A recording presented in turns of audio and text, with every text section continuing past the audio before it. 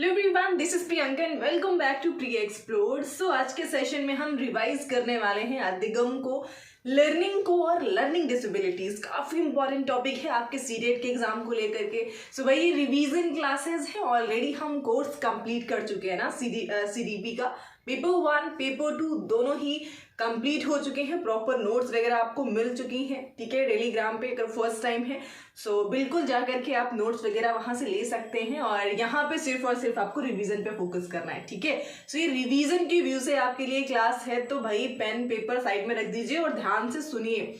यहाँ पे जो लिखे हुए ये कीवर्ड्स हैं और यही जो कीवर्ड्स आप देख रहे हो ना इस टॉपिक से आपको अपने ऑप्शन में देखने को मिलेंगे, ठीक है। और यहाँ से मतलब कहते हैं ना कि ओवरऑल मैंने आपको एकदम चीज़ों को निकाल के कीवर्ड्स के फॉर्म में जितने भी टॉपिक्स हैं जो आपके पेपर 1 और पेपर 2 दोनों में ही पूछे जाते हैं, उनके कीवर्ड्स के थ्रू आप पढ़ा रही हूँ। बिकॉज ऑलरेडी कोर्स हमारा कंप्लीट हो चुका है, अब रिवीजन कर रहे हैं तो कुछ अलग तरीके से ही हमें करना चाहिए ना। तो ये कीवर्ड्स जो देख पा रहे हो आप, यही आपको मिलेंगे आपके पेपर में, और जो 4 ऑप्शन होते हैं ना वहां पे देखने को मिलेंगे। तो सेशन काफी हेल्पफुल रहने वाला है, वीडियो में लास्ट तक बने रहे। फर्स्ट टाइम है तो चैनल को सब्सक्राइब जरूर कर लेंगे ना। तो चलिए समझते हैं अधिगम को। भाई अधिगम है क्या ना, पहले तो ये जान लीजिए। अगर आप फर्स्ट टाइम है तो भाई समझना जरूरी हो जाता है आपके लिए। तो भाई अधिगम लर्निंग, यानी कि लर्निंग एक कह सकते हैं एक तरीके से एक विकास की प्रक्रिया है ना। जब भी आप कुछ चीजें सीखते हो आप कहते हैं ना, विकास कैसा है, लाइफ लॉन्ग प्रोसेस है, जीवन पर्यंत चलता रहता है, ठीक है। जब बच्चे का जन्म हो जाता है तब से वो जो कुछ भी सीखना शुरू करता है, ठीक है। या फिर इवन कहते हैं ना विकास तो तब से शुरू हो जाता है जब बच्चा माँ के गर्भ में होता है, वूम्ब में होता है, तब से उसका विकास शुरू होता है। और टिल डेथ, जब तक वो टॉम अपने कब्र तक नहीं पहुंच जाता है ना, तब तक उसका विकास होता रहेगा। हर व्यक्ति का विकास इसी तरीके से चलता है ना। और वैसे ही लर्निंग की भी प्रोसेस होती है। खैर लर्निंग तब शुरू होती है जब बच्चा गर्भ से बाहर आ जाता है, वूम्ब से बाहर आ जाएगा, ठीक है। तो ये भी एक लाइफ लॉन्ग चलने वाली प्रक्रिया है। और जब भी आप कुछ सीखते हैं आपका डेवलपमेंट ही हो रहा होता है, विकास ही हो रहा होता है ना। साथ में हम ये भी कह सकते हैं कि आप में अभिवृद्धि हुई है, ग्रोथ हुआ है, ठीक है। आपने क्लास फर्स्ट में एडमिशन लिया, वहां पे चीजें सीखी, आप में कुछ ग्रोथ हुआ, फिर आप सेकंड में पहुंचते हो, फिर इसी तरीके से करके आपका पूरा कंटिन्यू चीजें चलती रहती हैं और आप में ग्रोथ होता रहता है, आपका डेवलपमेंट होता रहता है, ठीक है। तो ये इस तरीके से हम कह सकते हैं दिस इज कॉल्ड लर्निंग, ठीक है। इसे ही हम अधिगम कहते हैं। और बात करते हैं, ये जितने भी पॉइंट्स आप देख पा रहे हो ये सारे ही आपको अपने ऑप्शन में देखने को मिलते हैं। भाई अधिगम क्या है? अधिगम विकास की एक प्रक्रिया है, जैसे कि मैंने बताया ही, ठीक है। जैसे विकास लाइफ लॉन्ग चलती है वैसे ही हमारा जो अधिगम है, लर्निंग है, ये भी एक जीवन पर्यंत चलने वाली प्रक्रिया होती है ना। और अधिगम हमेशा कैसी होती है, कभी कभी लाइक ऐसे ही हो भी जाती है, but most of the time ये गोल ओरिएंटेड रहती है, उद्देश्य पूर्ण रहती है ना। अब यहाँ पे आप हो ना, सीडीपी की क्लास ये आप पढ़ रहे हो, क्यों पढ़ रहे हो? बिकॉज आपको सीडेट का एग्जाम क्लियर करना है, ठीक है। इस वजह से आप यहाँ पर हैं और आप पढ़ रहे हो। तो हर एक चीज जहां भी आप अधिगम कर रहे होते हैं, लर्निंग कर रहे होते हैं, वो प्रॉपर एक गोल ओरिएंटेड पर्पस होता है वहां पे, ठीक है।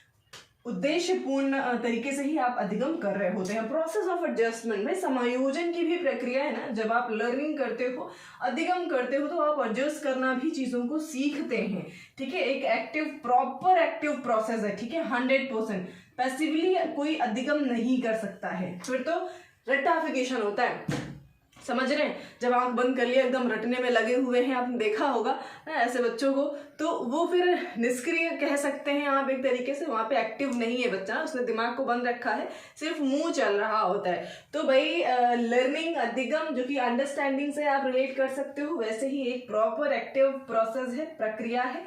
और सामाजिक भी है भाई, बहुत बारी आपको अधिगम देखने को मिलेगा। और अधिगम कैसी प्रक्रिया है? एक सामाजिक प्रक्रिया है, सोशल प्रक्रिया है। बच्चा हो, बड़ा हो, कोई भी हो, समाज का हिस्सा बन करके ही अधिगम लर्निंग करता है ना। जैसे कि वाइगोत्स्की हो गए ना, उन्होंने भी कहा है कि भाई सामाजिक सांस्कृतिक विकास का सिद्धांत दे रखा है ना, तो उनके जो उनका प्रिंसिपल है उसमें ही सामाजिक शब्द आ रहा है, सोशल शब्द आ रहा है। और उन्होंने कहा है कि बच्चे में जो भी विचार होते हैं, उनकी भाषा होती है, हर एक चीज समाज के साथ में ही डेवलप होती है, ठीक है। जब वो इंटरपर्सनल रिलेशनशिप बैठाते हैं अपने पेयर ग्रुप के साथ, हो दोस्त हो, फ्रेंड्स हो, है ना, या फिर घर वाले हों, जब शुरुआत में बच्चा घर पे ही रहता है, तब हर एक तरह से समाज काफी इंपॉर्टेंट है अधिगम को लेकर के ना। ये चीज हो गया। मानसिक क्रिया है भाई, बिना दिमाग के तो अधिगम नहीं हो पाएगा ना। अधिगम के लिए भाई मेंटल प्रोसेस है, प्रॉपर कह सकते हैं, स्थायी परिवर्तन भी होता है ना। इसमें भाई फिर चेंज नहीं हो सकता ना कि आज आपने सीखा कल आप भूल गए।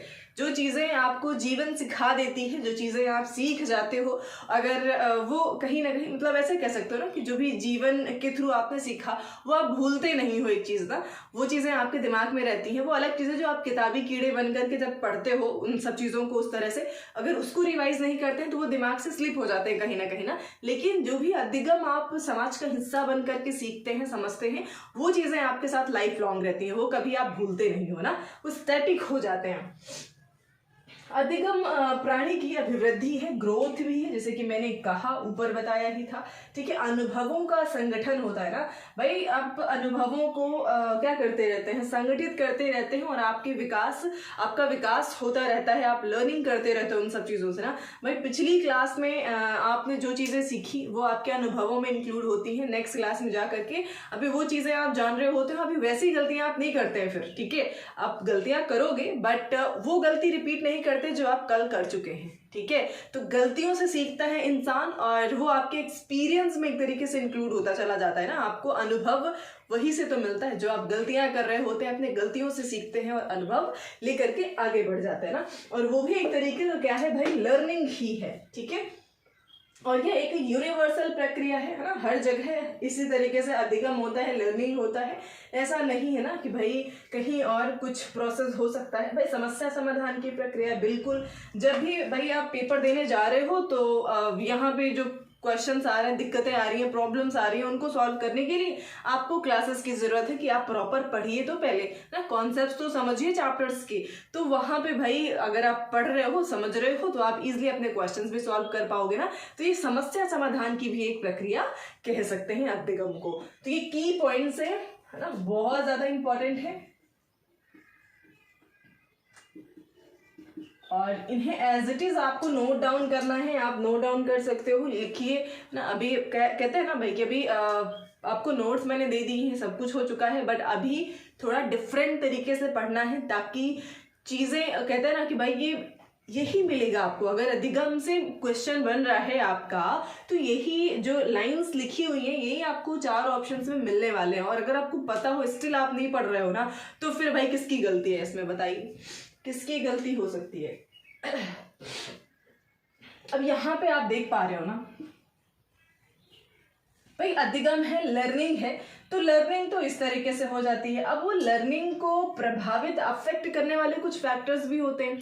कौन कौन से फैक्टर होते हैं जो बच्चे के लर्निंग को प्रभावित करते हैं, निगेटिवली प्रभावित करते हैं और पॉजिटिवली भी, है ना। तो चलिए समझते हैं भाई, निगेटिव कब हो जाएगा। मान लीजिए बच्चा है और बच्चा फिजिकली वीक हो रखा है, बीमार है ना, और मेंटल स्थिति उसकी सही नहीं है, और आप उसको पढ़ो, क्या वो पढ़ पाएगा, क्या वो लर्निंग कर पाएगा, सीख पाएगा, क्या बिल्कुल नहीं कर पाएगा। तो भाई फिजिकली और मेंटली प्रॉपर फ्री होना और हेल्दी होना बहुत ज़रूरी है अधिगम के लिए, लर्निंग के लिए ना। और मैच्योरेशन भी, परिपक्व होना भी चाहिए ना। आप नर्सरी केजी के बच्चे को क्लास 10th की चीज़ें पढ़ाओगे, वो नहीं समझ पाएगा भाई। तो मैच्योरेशन भी ज़रूरी है लर्निंग को लेकर के ना। जीवन के कुछ अनुभव आप तभी सीख पाते हैं जब आप उस एज ग्रुप पे पहुंचते हैं ना, उसके पहले आप उन चीज़ों को समझ ही नहीं पाओगे ना। तो ये सारी चीज़ें होती है कि मैच्योरेशन बहुत ज़रूरी है लर्निंग को लेकर के।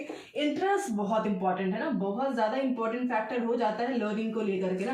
भाई बच्चा इंटरेस्टेड ही नहीं है, तुम कितना मारो पीटो, ज्ञान दो, है ना, कुछ भी कह लो, इतना प्राण दे दो उसके सामने, लेकिन वो नहीं पढ़ेगा भाई। वो इंटरेस्टेड नहीं है पढ़ने में, कोई नहीं पढ़ा सकता उसके। टिल बच्चा नहीं चाहता कि मैं पढ़ना चाहता हूँ ना। खैर सीटेट में आपको ये देखना है कि बच्चे को किसी तरीके से आप ब्लेम नहीं कर सकते, बच्चे को सेव करना है आपको, है ना। ये कॉन्सेप्ट दिमाग में बिठा के ही सेंटर में एंट्री लेंगे आप, ठीक है। वो आपकी गलती है, बच्चा फेल हो गया, भले ही बच्चा ना पढ़ना चाहे, स्टिल बच्चे की गलती नहीं, समझ रहे ना। पर्यावरण भाई एनवायरनमेंट भी बहुत इंपॉर्टेंट हो जाता है ना, कि बच्चे का एनवायरनमेंट कैसा है। मान लीजिए बच्चा किसी ऐसे एनवायरनमेंट में है जो पढ़ाई लिखाई से दूर दूर तक लेना देना ही नहीं है, लर्निंग हो क्या ही मतलब है किसी को, तो वो भी अफेक्ट करेगा ना। 2 बच्चे हैं, कैसे कैसे एनवायरनमेंट से आ रहे हैं, ये भी बहुत फर्क पड़ता है इनसे कि बच्चे का लेवल क्या है, बच्चा किस लेवल पर है, कितना पढ़ाई को लेकर के सजग है ना, कितना नहीं है। ये सारी चीज़ें उसके इन्वायरमेंट, उसके पर्यावरण पर डिपेंड करती है ना। वही ये फैक्टर हमने बार बार आपको बताया ना कि जो बच्चे का डेवलपमेंट है वो उसकी हेरिडिटी और एनवायरमेंट का क्या होता है, मल्टीप्लिकेटिव होता है। यानी कि किसी एक फैक्टर को आप रिस्पॉन्सिबल नहीं ठहरा सकते बच्चे के बिहेवियर को लेकर के, दोनों का मल्टीप्लिकेटिव होता है। मान लीजिए बच्चे को हेरिडिटी में बहुत अच्छे जीन्स मिल गए हैं, एनवायरमेंट इतना गंदा मिल गया है कि भाई वो जो जीन्स थे है ना, उनका भी कबाड़ा होना तय है, तो ये चीज़ें हो जाती हैं। अगर मान लीजिए जीन्स कुछ इतने खास नहीं मिले, ओके हैं, स्टिल अगर उसको एनवायरनमेंट इतना बढ़िया मिल गया ना इस दुनिया में आकर के, तो चार चांद लगा देगा। ठीक है, तो एनवायरनमेंट बहुत ज़रूरी, कैसे एनवायरनमेंट में बच्चा है काफ़ी ज़्यादा इंपॉर्टेंट होता है इन सब चीज़ों को लेकर के। खैर यहाँ से भाई 1 से 2 नंबर आपका कंफर्म होता है ना। और जब हमें पता है कि कंफर्म है और फिर भी हम ना पढ़ें, तब तो फिर किसकी गलती है आप समझ रहे हैं। तो गलती ना करें, सिर्फ पढ़ाई पे ध्यान देना। भाई अधिगम अक्षमता की बात कर रहे हैं, लर्निंग डिसेबिलिटीज़। भाई अधिगम अक्षमता, लर्निंग डिसेबिलिटीज़, देखिए ऐसी बीमारी है, बीमारी कह लीजिए या फिर अक्षमता, डिसेबिलिटी ही कहिए, ये जन्म से नहीं होती है और इसको इम्प्रूव भी किया जा सकता है। मतलब कि कुछ ऐसी फैक्टर्स होते हैं, कुछ ऐसी चीज़ें होती हैं जिसकी वजह से बच्चा कुछ ना कुछ चीज़ों को नहीं समझ पाता है। अगर इस पे आप काम कर रहे हैं, बच्चे की हेल्प करते हो आप ना, एक प्रॉपर वे में उसको एक सही डायरेक्शन में ले जाते हो, तो वो इन पे काम करके उनको सही भी कर सकता है। ठीक है, ये पॉसिबिलिटीज़ होती हैं, ऐसी कोई जन्मजात बीमारी नहीं है कि जो सही नहीं हो सकती है। ठीक है, सो अधिगम से रिलेटेड कुछ डिसेबिलिटीज़ होती हैं तो उन्हें सही करना पॉसिबल होता है। तो इजी से डिफिकल्ट की तरफ चलेंगे। भाई सबसे इजी आपकी कुछ ये है और यहाँ से मोस्ट प्रोबेबली इन चारों से ही पूछ लिया जाता है, बट ये भी दिखते हैं, ऐसा नहीं है कि ये नहीं आते हैं, ये कहने का मेरा बिल्कुल मतलब नहीं है। ठीक है भाई, डिसलेक्सिया जिसे हम हिंदी में बोलते हैं पठन वैकल्य। क्या कहते हैं भाई? पठन वैकल्य। और मैं आपको ये भी बता दूं ना कि भाई सीटेट ना हमेशा इंग्लिश में पढ़ा करिए आप लोग। इंग्लिश में, हिंदी और इंग्लिश दोनों में, क्योंकि कुछ ऐसी शब्द होते हैं हिंदी में जो एग्जैक्टली आपके आंसर को बता रहे होते हैं।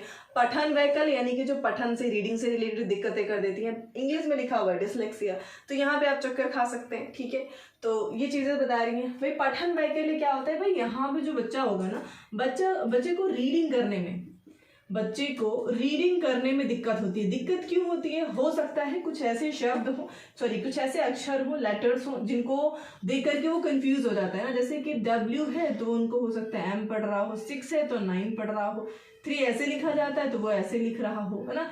कंफ्यूजन रहती है। ओवरऑल मैं ये बताने की कोशिश कर रही हूँ। ठीक है, बच्चा कंफ्यूज रहता है। कुछ जो सिमिलर दिखने वाले लेटर्स होते हैं, जैसे B और D हो गया, ठीक है, वो उल्टा ही बनाता रहेगा। उसे सब, जैसे तारे जमीन पे मूवी सबसे अच्छा एग्जांपल है इसका ना, उसे सारे अक्षर उड़ते हुए नजर आ रहे होते हैं बोर्ड पे। ठीक है, बैठ के देख रहा होता है, सब अक्षर उड़ रहे होते हैं, कुछ समझ में नहीं आ रहा होता ना, उल्टा पुल्टा।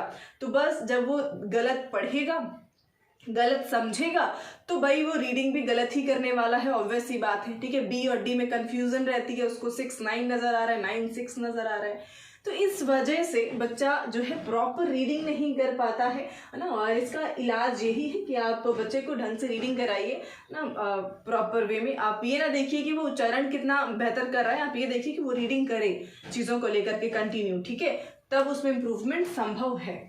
और डिसग्राफिया, तो भाई ग्राफिया यानी कि ग्राफ से आप आइडिया लगा सकते हो ना कि मतलब बच्चे को राइटिंग से रिलेटेड दिक्कतें होती हैं, लिखने में। ठीक है, राइटिंग से रिलेटेड, लिखने से संबंधित जो बीमारियां हैं बच्चे को हो जाती। बीमारियां मीन्स टू से कि भाई बच्चे की राइटिंग बहुत गंदी होती है जब उसको डिसग्राफिया हो जाता है ना। और इसको भी सही कर सकते हैं अगर उसे प्रॉपर ध्यान दिया जाए तो ना। और भाई जैसे यहाँ पे गलत पढ़ेगा तो लिखेगा भी गलत, तो कुछ उस तरह से चीज़ें हो जाती हैं। यहाँ पे राइटिंग बच्चे की बहुत गंदी होगी, आप पढ़ नहीं पाओगे, बस उसे कह देते हैं भाई हम डिसग्राफिया, ये समझ लीजिए। अब डिसकैलकुलिया लिखा हुआ है ना, कैलकुलिया यानी कि कैलकुलेशन से संबंधित है, जिसे हम गणित वैकल्य बोल सकते हैं। ठीक है, अब यहाँ पे बच्चे की मैथमेटिक्स थोड़ा अच्छी नहीं होगी, है ना, वो नॉर्मल जो मैथमेटिक्स है वो नहीं कर पाएगा, जोड़ घटाना और जो भी मैथमेटिक्स की चीज़ें होंगी या डेली लाइफ का ही आप समझ लीजिए ना, छोटी छोटी चीज़ें, छोटे छोटे कॉन्सेप्ट्स उसके दिमाग में नहीं बैठ पाते हैं कि भाई पूछ लिया गया कि एक साल में कितने महीने होते हैं, एक महीने में कितने दिन होते हैं, एक हफ्ते में कितने दिन होते हैं, तो बच्चा यहाँ पे थोड़ा सा उसका दिमाग घूम जाएगा ना और वो कंफ्यूज हो जाएगा। लाइक ओवरऑल छोटे छोटे कैलकुलेशन भी वो नहीं कर पाता है और इस तरह से हम कह सकते हैं कि उस बच्चे को डिसकैलकुलिया हो रखा है। ठीक है, तो इस पर ध्यान देंगे अगर आप ना एज आ कहते हैं ना भाई ले बाय गॉड से किया, उसको फोल्डिंग अच्छा प्रोवाइड करते हो आप बच्चे को तो इम्प्रूव किया जा सकता है। ठीक है, अच्छा पार्ट अगर आप दे रहे हो तो चीज़ें इम्प्रूव हो सकती हैं। ठीक है, नेक्स्ट क्या है, डिस्प्रैक्सिया की बात करते हैं। ठीक है, अब डिस्प्रैक्सिया क्या होता है, तो भाई जिसको डिस्प्रैक्सिया हो रखा होता है ना, उसकी जो मोटर स्किल्स होती हैं, उसकी जो मोटर स्किल्स होती हैं वो प्रभावित हो जाती है। अब मोटर स्किल्स क्या होती है ये समझ लीजिए ना, कहाँ समझाया जाए भाई, यहाँ पे समझ लो। ठीक है भाई, मोटर स्किल्स क्या होते हैं, तो ये दो तरीके के होते हैं, एक ग्रॉस मोटर स्किल होते हैं, एक फाइन मोटर स्किल होते हैं। एक ग्रॉस मोटर स्किल होते हैं, एक फाइन मोटर स्किल होते हैं। अभी मैंने ये पेन पकड़ रखा है, मार्कर होल्ड कर रखा है और अपनी फिंगर से होल्ड किया हुआ है ना, अपनी फिंगर्स का इस्तेमाल करके मैंने प्रॉपर पकड़ा हुआ है और लिख रही हूँ ना, तो मैं अपनी छोटी छोटी मसल्स, भाई फिंगर्स छोटी से होती हैं ना, बड़ी तो नहीं होती है, तो ये छोटी मसल्स का इस्तेमाल करके हम यहाँ पे लिख पा रहे हैं प्रॉपर। ठीक है, आपको चीज़ें लिख करके बता पा रहे हैं, तो इसे हम फाइन मोटर स्किल्स कहते हैं। अगर हम अपने पैरों का इस्तेमाल कर रहे हैं, फुटबॉल खेल रहे हैं, ठीक है, पूरे हाथ का इस्तेमाल करके हम मान लीजिए कोई गेम खेल रहे हैं या फिर जो भी चीज़ें हैं, है ना, तो जब बड़ी मसल्स का इस्तेमाल करते हैं और कोई काम कर रहे होते हैं, रनिंग करना, जैसे रनिंग करने के लिए पूरे लेग का इस्तेमाल करना पड़ता है। ठीक है, और तो उसे हम ग्रॉस मोटर स्किल बोलेंगे। और जब आप अपनी छोटी मसल्स का इस्तेमाल कर रहे होते हो ना, तो उसे हम कहते हैं फाइन मोटर स्किल। ठीक है, तो ये चीज़ें हो जाती हैं, मेहंदी लगाना हो, राइटिंग लिखना हो, जो भी चीज़ें हैं आप समझ रहे होंगे। तो ओवरऑल यही होता है आपका गत्यात्मक कौशल विकार यानी कि मोटर स्किल डिसऑर्डर। तो जब भी बच्चे को डिस्प्रैक्सिया हो जाता है ना, तो उसकी जो मोटर स्किल्स हैं वो प्रभावित हो जाती हैं। ठीक है, फिर वो आपकी फाइन मोटर स्किल हो या ग्रॉस मोटर स्किल हो, दोनों प्रभावित होती हैं। ओके, आते हैं डिसफेजिया में, जिसे हम हिंदी में भाषा विकार कहते हैं ना। अभी दोनों लिखने का क्या मतलब है भाई, हमें कहा ना मैंने आपको कि हमें यहाँ पे मास्टरी नहीं करनी है, हमें ऐसे पढ़ना है कि हमारा एग्जाम क्लियर हो जाए। ठीक है, तो भाई भाषा विकार हिंदी में कहते हैं, इंग्लिश में डिसफेजिया कहते हैं ना। तो आप भाषा विकार लिखा मिलेगा तुरंत आप समझ जाओगे, मतलब भाषा से रिलेटेड ना, जहाँ पे बच्चे को बोलने में दिक्कत हो रही है, स्पीच देने में दिक्कत हो रही है ना, काफ़ी लंबी बात बोलनी हो तो वो नहीं बोल पाएगा। ठीक है, तो ये चीज़ें होती हैं, लैंग्वेज से रिलेटेड दिक्कतें बच्चे को देखने को मिलती हैं। अब ये भी इंपॉर्टेंट इसलिए हो जाता है क्योंकि इसका फुल फॉर्म भी कभी कभी पूछ लिया जाता है। ठीक है, ADHD और बचता है ASD, इन दोनों के फुल फॉर्म आपको पता होना चाहिए। ADHD का फुल फॉर्म क्या होता है भाई, तो इसका फुल फॉर्म होता है attention deficit hyper activity disorder.